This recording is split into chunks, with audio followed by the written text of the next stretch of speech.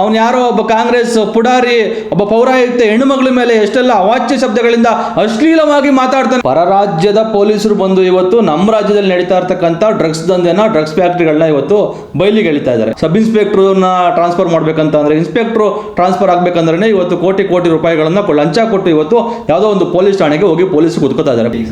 ಯಾಕಂದ್ರೆ ಆರೋಗ್ಯ ಸ್ವಾಮಿ ಅಲ್ಲ, ಹೌದು, ಅವರನ್ನು ಬಂಧನ ಮಾಡಿದ್ರು. ಸೊ ಈಗಾಗಲೇ ಪೊಲೀಸ್ ಇಲಾಖೆಗೆ CM ಚಾಟಿಯನ್ನು ಬೀಸಿದ್ದಾರೆ. ಮಹಾರಾಷ್ಟ್ರ ಪೊಲೀಸರು ಬಂದು ಇಲ್ಲಿ ಡ್ರಗ್ಸ್ ಮೇಲೆ ರೇಡ್ ಮಾಡ್ತಾರೆ, ನೀವೇನು ಮಾಡ್ತೀರಿ ಅಂತ. ಆದರೆ KRS ಪಾರ್ಟಿ ಒಂದು ಡೇರಿಂಗ್ ಆಗಿ ಅದನ್ನು ಹೋರಾಟ ಮಾಡಿತ್ತು. ಬಟ್ ಯಾಕೋ ಟಾರ್ಗೆಟ್ ಮಾಡ್ತಾ ಸರ್ ಸರ್ಕಾರ?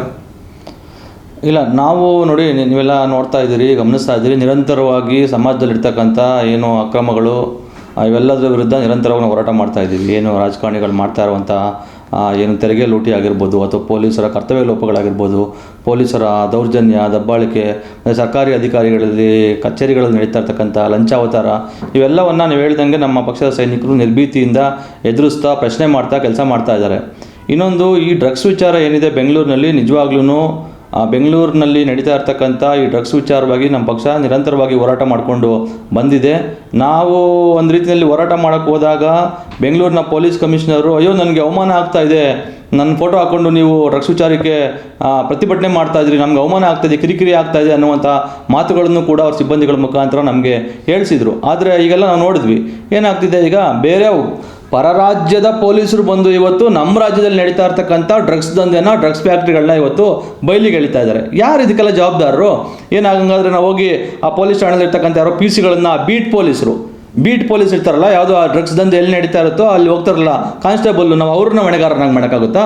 ಇವತ್ತು ಯಾರು ಇದನ್ನೆಲ್ಲ ತಡಿಬೇಕಾಗಿರೋದು, ನಿಲ್ಲಿಸಬೇಕಾಗಿರೋದು ಒಬ್ಬ ಜವಾಬ್ದಾರಿತ ಸ್ಥಾನದಲ್ಲಿ ಇರ್ತಕ್ಕಂಥ ಬೆಂಗಳೂರು ಪೊಲೀಸ್ ಕಮಿಷನರ ಕರ್ತವ್ಯ ಮೊದಲನೇದಾಗಿ. ಎರಡನೇದಾಗಿ, ಇವತ್ತು ರಾಜಕಾರಣಿಗಳು ಪೊಲೀಸರನ್ನ ಒಂದು ರೀತಿಯಲ್ಲಿ ಪೊಲೀಸ್ ಇಲಾಖೆಯಲ್ಲಿ ಬಹಳ ದೊಡ್ಡ ಭ್ರಷ್ಟಾಚಾರ ಇವತ್ತು ನಿರಂತರವಾಗಿ ನಡೀತಾ ಇದೆ. ಕಾಂಗ್ರೆಸ್ ಸರ್ಕಾರ ಬಂದ ಮೇಲಂತೂ ಅದು ಒಂದು ರೀತಿಯಾಗಿ ಕೋಟಿ ಒಬ್ಬ ಸಬ್ ಇನ್ಸ್ಪೆಕ್ಟ್ರನ್ನ ಟ್ರಾನ್ಸ್ಫರ್ ಮಾಡಬೇಕಂತ ಅಂದರೆ, ಇನ್ಸ್ಪೆಕ್ಟ್ರು ಟ್ರಾನ್ಸ್ಫರ್ ಆಗಬೇಕಂದ್ರೆ ಇವತ್ತು ಕೋಟಿ ರೂಪಾಯಿಗಳನ್ನು ಲಂಚ ಕೊಟ್ಟು ಇವತ್ತು ಯಾವುದೋ ಒಂದು ಪೊಲೀಸ್ ಠಾಣೆಗೆ ಹೋಗಿ ಪೊಲೀಸ್ ಕುತ್ಕೋತಾ ಇದ್ದಾರೆ. ಪೊಲೀಸರಿಗೆ ನಿಜವಾಗ್ಲೂ ಪೊಲೀಸ್ ಅಧಿಕಾರಿಗಳಿಗೆ ಇವತ್ತು ಒತ್ತಡ ಇದೆ. ಯಾಕೆಂದರೆ ಅವರು ಕೊಟ್ಟಿರುವಂತಹ, ಅವರು ಯಾರಿಗೆ, ಈ ರಾಜಕಾರಣಿಗಳಿಗೆ ಅಧಿಕಾರದಲ್ಲಿರುವಂತಹ ಹೋಮ್ ಮಿನಿಸ್ಟ್ರಿಗೋ ಅಥವಾ ಮುಖ್ಯಮಂತ್ರಿಗಳಿಗೋ ಅಥವಾ ಇನ್ಯಾವುದೋ ಸ್ಥಳೀಯ MLA-ಗಳಿಗೋ MP-ಗಳಿಗೋ ಅವರು ಕೊಡ್ತಾ ಇರುವಂತಹ ಟ್ರಾನ್ಸ್ಫರ್ಗೆ ಕೊಡ್ತಾ ಇರುವಂತಹ ಲಂಚದ ಹಣವನ್ನು ಯಾವ ರೀತಿಯಾಗಿ ನಾವು ಮತ್ತೆ ಹಿಂಪಡಿಬೇಕು, ಯಾವ ರೀತಿಯಾಗಿ ರಿಕವರಿ ಮಾಡಬೇಕು ಅನ್ನುವಂಥ ವಿಚಾರದಲ್ಲೇ ಪೊಲೀಸರು ಪಾಪ ತಲೆ ಕೆಡಿಸ್ಕೊಂಡು ಯೋಚನೆ ಮಾಡಿಕೊಂಡು ಯಾವ್ಯಾವ ರಿಯಲ್ ಎಸ್ಟೇಟು, ಖಾಸಗಿ ವಿಚಾರಗಳನ್ನು ಇಟ್ಕೊಂಡು ಮತ್ತು ಯಾವೆಲ್ಲ ಅಕ್ರಮಗಳನ್ನು ನಾವಿಲ್ಲಿ ಒಂದಷ್ಟು ಇದನ್ನ ಪತ್ತೆ ಹಚ್ಚಿ ಅದ್ರ ಮುಖಾಂತರ ಎಕ್ಸ್ಟ್ರಾಕ್ಷನ್ ಮಾಡಿ ದುಡ್ಡು ಮಾಡ್ಬೋದು ಅನ್ನೋದನ್ನ ಪೊಲೀಸರು ನೋಡ್ತಾ ಇದ್ದಾರೆ ಹೊರತು ಈ ಸಮಾಜದಲ್ಲಿ ನಡೀತಾ ಇರ್ತಕ್ಕಂಥ, ಸಮಾಜಕ್ಕೆ ಮಾರಕವಾಗಿರುವಂತಹ ಯಾವುದೇ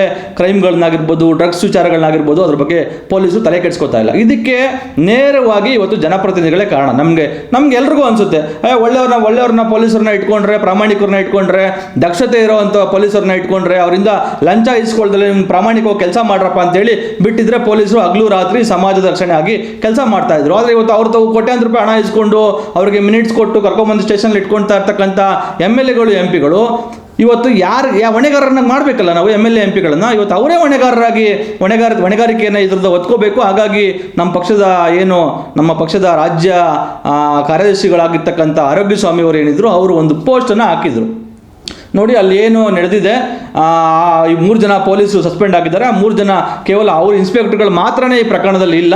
ಅವ್ರನ್ನ ಇಲ್ಲಿಗೆ ಠಾಣೆಗೆ ಮಿನಿಟ್ ಕೊಟ್ಟು ಲಂಚ ಇಸ್ಕೊಂಡು ಹಾಕಿಸ್ಕೊಂಡು ಅವ್ರ ಕೈಲಿ ಕೆಲಸ ಮಾಡಿಸ್ತಾ ಇರ್ತಕ್ಕಂಥ ಅಲ್ಲಿಯ ಸ್ಥಳೀಯ MLA-ಗಳದ್ದು ಕೂಡ ಇದರಲ್ಲಿ ಜವಾಬ್ದಾರಿ ಇದೆ, ಪಾಲುಗಾರಿಕೆ ಇದೆ ಅನ್ನುವಂತಹ ರೀತಿಯಲ್ಲಿ ಅವರು ಕಾಮನ್ ಆಗಿ ಒಂದು ಫೇಸ್ಬುಕ್ ಮೆಸೇಜನ್ನು ಹಾಕಿದರು. ಆದರೆ ಪೊಲೀಸರು ಅಷ್ಟಕ್ಕೇನೆ ಅವರು ಒಂದು ರೀತಿಯಲ್ಲಿ ಏನೋ ಅವ್ರಿಗೇನು ಯಾವ ರೀತಿ ಅಪರಾಧ ಮೆಸೇಜಲ್ಲಿ ಕಾಣಿಸ್ತೋ ಗೊತ್ತಿಲ್ಲ, ಅವ್ರನ್ನ ನಮ್ಮ ಪಕ್ಷದ ರಾಜ್ಯ ಸಂಘಟನಾ ಕಾರ್ಯದರ್ಶಿ ಆಗಿರ್ತಕ್ಕಂಥ ಆರೋಗ್ಯ ಸ್ವಾಮಿ ಅವ್ರನ್ನ ಅವ್ರ ಮನೆ ಹತ್ರ ಹೋಗಿ ನಿನ್ನೆ ಬೆಳಿಗ್ಗೆ ಪೊಲೀಸರು ಎಳ್ಕೊಂಡು ಹೋಗಿದ್ರು. ಅವ್ರನ್ನ ಕೋರ್ಟ್ಗೆ ಪ್ರೊಡ್ಯೂಸ್ ಮಾಡಿದ್ರು. ಕೋರ್ಟು ಅಲ್ಲಿ ಅವ್ರಿಗೆ ಇಂಟ್ರಿಮ್ ಬೇಲ್ ಕೊಟ್ಟು ಕಳಿಸಿದೆ. ಈಗ ಕೋರ್ಟ್ಗೂ ಅಟ್ಲೀಸ್ಟ್ ನ್ಯಾಯಾಲಯಕ್ಕೆ ನಾವು ಮನವರಿಕೆ ಮಾಡ್ತಾ ಇದ್ದೀವಿ, ನಮ್ಗೆ ಇನ್ನೂ ಒಂದಷ್ಟು ವಿಶ್ವಾಸ ಇದೆ, ನ್ಯಾಯಾಲಯಗಳ ಮುಖಾಂತರ ನಾವು ನ್ಯಾಯ ಪಡ್ಕೋಬೋದು ಅಂತ. ಆದರೆ ಇಲ್ಲಿ ಒಂದು ಗಮನಿಸಬೇಕು, ಪೊಲೀಸರು ಎಷ್ಟು ಮುತುವರ್ಜಿಯನ್ನು ಮತ್ತು ಎಷ್ಟು ಉತ್ಸಾಹವನ್ನು ಅವರು KRS ಪಕ್ಷದ ಸೈನಿಕರನ್ನ ಬಂಧಿಸೋದಕ್ಕೆ ತೋರಿಸ್ತಾರೆ ಅಂತ.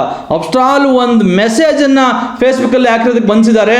ಮೊನ್ನೆ ನಾವು ಶಿಡ್ಲಘಟ್ಟದಲ್ಲಿ ನೋಡಿದ್ವಿ, ಅವನು ಯಾರೋ ಒಬ್ಬ ಕಾಂಗ್ರೆಸ್ ಪುಡಾರಿ, ಒಬ್ಬ ಪೌರಾಯುಕ್ತ ಹೆಣ್ಣುಮಗಳ ಮೇಲೆ ಎಷ್ಟೆಲ್ಲ ಅವಾಚ್ಯ ಶಬ್ದಗಳಿಂದ ಅಶ್ಲೀಲವಾಗಿ ಮಾತಾಡ್ತಾನೆ. ಇಡೀ ರಾಜ್ಯದ ಜನರು, ದೇಶದ ಜನರು ಇವತ್ತು ಕಾಂಗ್ರೆಸ್ ಸಂಸ್ಕೃತಿ ಇದೇನಾ ಅಂತ ರೀತಿಯಲ್ಲಿ ಆತ ಮಾಡಿದ್ದಕ್ಕೆ ಇಡೀ ಕಾಂಗ್ರೆಸ್ ಪಕ್ಷವನ್ನ ದೂರಿ ಬೈದಿದ್ದಾರೆ ಜನ, ಚೀತು ಅಂತ ಹೇಳಿದ್ದಾರೆ. ಆದರೆ ಇದುವರೆಗೂ ಕಾಂಗ್ರೆಸ್ ಸರ್ಕಾರವೇ ಇರ್ತಕ್ಕಂಥ ಕರ್ನಾಟಕದ ಕಾಂಗ್ರೆಸ್ ಸರ್ಕಾರದ ಕೆಳಗಡೆ ಕೆಲಸ ಮಾಡ್ತಾ ಇರ್ತಕ್ಕಂಥ ಪೊಲೀಸರು ಇವತ್ತು ಆ ವ್ಯಕ್ತಿಯನ್ನ ಇದುವರೆಗೂ ಬಂಧಿಸೋದಕ್ಕೆ ಆಗಿಲ್ಲ, ರಾಜೀವ್ ಗೌಡ ಅನ್ನುವಂಥ ಅವನ ಯಾರೋ ವ್ಯಕ್ತಿನ. ಆದರೆ KRS ಪಕ್ಷದವ್ರನ್ನ ಬಂಧಿಸೋದಕ್ಕೆ ಮಾತ್ರ ಇವರಿಗೆ ಬಹಳ ಉತ್ಸಾಹ. ಅದು ಯಾಕೆ ಅಂತೇಳಿ ರಾಜ್ಯದ ಜನರು ಅರ್ಥ ಮಾಡ್ಕೋಬೇಕು. ಇವತ್ತು ಏನಾದರೂ ರಾಜ್ಯದಲ್ಲಿ ಪೊಲೀಸರು ಮಾಡ್ತಾ ಇರ್ತಕ್ಕಂಥ ಅನಾಚಾರ, ಭ್ರಷ್ಟಾಚಾರ, ಅಕ್ರಮ, ದೌರ್ಜನ್ಯಗಳನ್ನ ನಿರ್ಭೀತಿಯಿಂದ ಪ್ರಶ್ನೆ ಮಾಡ್ತಾ ಇರ್ತಕ್ಕಂಥದ್ದು KRS ಪಕ್ಷ. ಹಾಗಾಗಿ ಪೊಲೀಸರಿಗೂ KRS ಪಕ್ಷ ಕಂಡ್ರಾಗ್ತಾ ಇಲ್ಲ. ಇನ್ನು ರಾಜಕಾರಣಿಗಳಿಗಂತೂ KRS ಪಕ್ಷ ಏನು, ನಾವು ನಮ್ಮ ವಿಚಾರಗಳೇ ಪಾಪ ಅವರಿಗೆ ಒಂದು ರೀತಿಯಲ್ಲಿ ಏನಂತಾರೆ ಅಪತ್ಯ ಅನ್ನುವಂಥ ಸಂದರ್ಭದಲ್ಲಿ ಖಂಡಿತವಾಗೂ ಎಲ್ಲರೂ ಒಂದು ರೀತಿಯಲ್ಲಿ ಇವತ್ತು KRS ಪಕ್ಷವನ್ನು ಟಾರ್ಗೆಟ್ ಮಾಡ್ತಾ ಇದ್ದಾರೆ ಅಂತೇಳಿ ನಮಗೂ